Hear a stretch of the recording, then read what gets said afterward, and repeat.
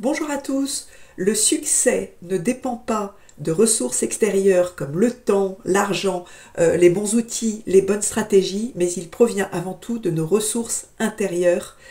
Selon Tony Robbins, ces ressources intérieures, ce sont principalement nos émotions.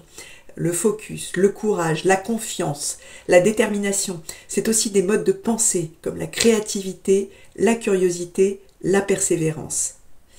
Alors ces ressources sont fondamentales, mais je constate que ce n'est pas toujours facile d'y accéder.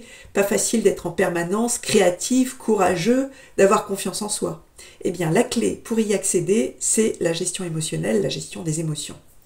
Quand je suis dans une situation habituelle, courante, que je maîtrise, je gère mes émotions à peu près sans difficulté. Mais ça devient plus compliqué quand je me lance dans un projet nouveau dans lequel je n'ai aucune expérience et qui me sort de ma zone de confort. C'est à ce moment-là que je me sens un petit peu comme un zéro, comme par exemple cette chaîne YouTube que je suis en train de démarrer. Je n'y connais rien, c'est normal que je me sente un petit peu comme un zéro par rapport à d'autres. Et c'est là que ça devient compliqué et je me retrouve parfois complètement écrabouillée par mon découragement ou par mes émotions négatives. Et c'est comme ça que je me coupe de mes ressources intérieures en fait. Alors, comment garder accès à nos ressources intérieures même quand les circonstances deviennent plus compliquées? Eh bien, une des clés, c'est ce qu'on appelle le conditionnement audio. Le conditionnement audio, c'est le fait d'écouter des audios de motivation ou plus généralement de développement personnel. Il y a énormément de témoignages sur le sujet. Steve Pavlina, qui est un blogueur à succès, explique qu'il pratique le conditionnement audio tous les jours. C'est ce qu'il explique dans un article. Il raconte aussi qu'il l'a utilisé pour valider 2 années d'études en seulement un semestre. Je crois qu'il a étudié dans une fac de la côte ouest comme Stanford ou UCLA. Et il écoutait 2 heures de programmation audio tous les jours, que ce soit en allant à la faculté ou entre 2 cours. J'ai lu également le témoignage d'un blogueur qui raconte avoir surmonté une dépression en écoutant 2 à 3 heures d'audio par jour. Alors 2 à 3 heures, c'est énorme.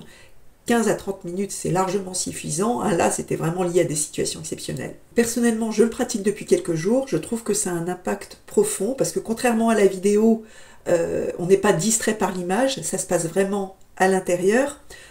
Ensuite, à chaque fois que je le pratique, ça booste ma motivation et mon focus, et ça oriente mon cerveau vers des solutions. Je deviens plutôt orienté solution que orienté problème. Ensuite, il y a vraiment une énergie qui est transmise. C'est-à-dire que j'écoute des orateurs comme Jim Rohn ou Tony Robbins qui ne se contentent pas de transmettre un message ou des mots, mais qui communiquent vraiment une énergie, une puissance. Alors j'écoute Jim Rohn et Tony Robbins, mais ça pourrait être n'importe qui vous inspire, comme Martin Luther King par exemple. Ensuite, ce qui est intéressant, c'est que l'audio est un outil très flexible. C'est-à-dire que vous pouvez l'écouter en faisant autre chose, par exemple en faisant la vaisselle ou en marchant. Personnellement, j'aime bien l'associer à la marche parce que ça en renforce le côté, l'aspect hypnotique en fait. On est complètement dedans. Alors la clé du succès, c'est vraiment la persévérance et la régularité. Steve Pavlina conseille de le pratiquer au moins 15 à 30 minutes par jour, sans perdre de temps, c'est-à-dire en faisant autre chose, par exemple en marchant, mais il conseille de le faire tous les jours et surtout sur une longue durée. En fait, ce qu'il dit, c'est que les premiers effets sont souvent imperceptibles et c'est en pratiquant des semaines, voire des mois, qu'il a complètement transformé ses émotions et ses modes de pensée. Il raconte aussi dans un article que chaque fois qu'il a arrêté, son énergie et sa détermination sont retombées. Donc il a dû reprendre ses séances de reprogrammation audio quotidiennement.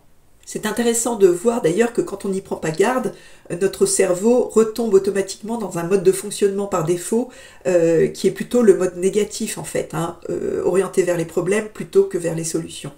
Pour ma part, je pratique depuis quelques jours et j'en ressens les effets tout de suite. Donc je vais le tester pendant 3 mois, donc c'est un de mes défis pour cette année, en écoute quotidienne. Donc je vais écouter au moins 30 minutes d'audio par jour, soit pendant la marche matinale, soit pendant les transports en commun, et je vous referai un petit point dans 3 mois. Alors quels audios écouter?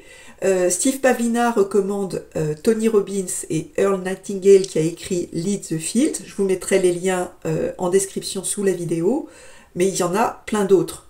il y a par exemple Jim Rohn, que j'aime beaucoup, qui était le mentor de Tony Robbins. En français, on a David Laroche et Olivier Roland qui transmettent beaucoup d'énergie. Et vous alors, du coup, est-ce que vous pratiquez le conditionnement audio et surtout quels audios écoutez-vous? Ça m'intéresserait d'avoir vos feedbacks, donc n'hésitez pas à les partager en commentaire. À bientôt!